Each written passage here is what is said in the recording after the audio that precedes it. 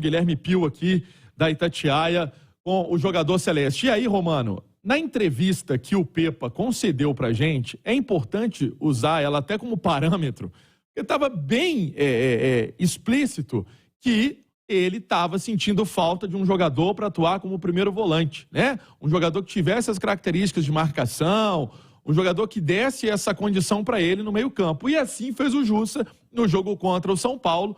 Ele fez uma boa partida, o Léo, que comentou o jogo, inclusive falou que ele foi o melhor em campo, né? Vamos colocar jogador de linha, ele foi o melhor em campo e o Cabral no gol fechou tudo.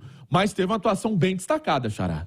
E você vai se recordar, Léo, e quando ele chegou no Cruzeiro, acho que a primeira oportunidade foi de zagueiro, né? Foi. Pois é.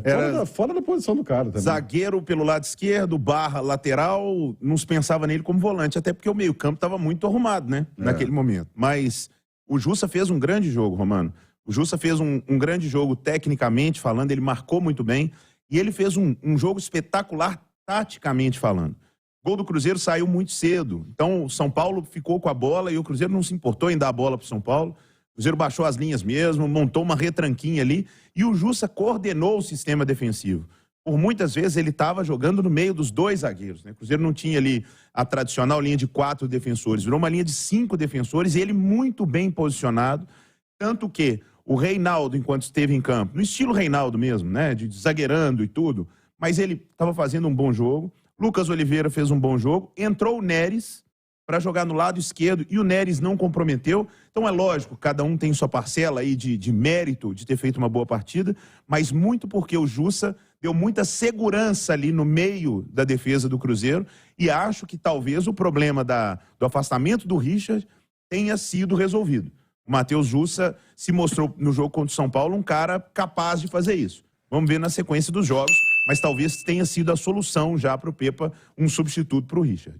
O Léo levantou uma questão, Edu, interessante, né? É sequência agora para ver que realmente ele pode ser esse cara que o Pepa estava procurando. Né? Eu até acho que ele é o cara que o Pepa estava procurando pelas entrevistas do Pepa. Aquela entrevista que ele deu pra gente, quando ele citou as ausências do Richard e do Ramiro, que estava procurando, e na coletiva depois do jogo contra o São Paulo, que ele dá a entender que ele já queria ter escalado o Jussa antes, né?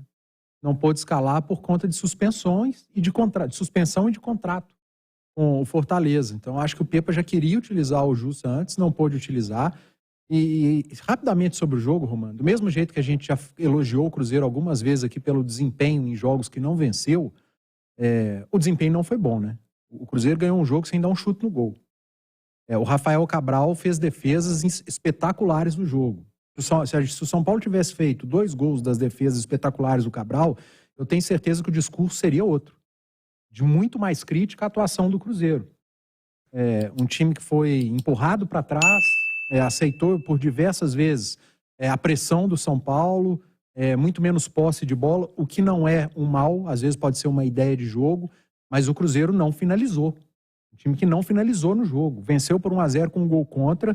Então, do mesmo jeito que a gente já teceu elogios ao Cruzeiro pelas atuações em jogos que não venceu, os 2 jogos contra o Grêmio na Copa do Brasil, o jogo contra o Flamengo, o jogo contra o Fluminense, a gente precisa vir aqui num jogo que o Cruzeiro venceu, e eu acho que nesse momento o que mais importava era o resultado pela sequência do Cruzeiro e pela tabela, mas não foi um bom jogo.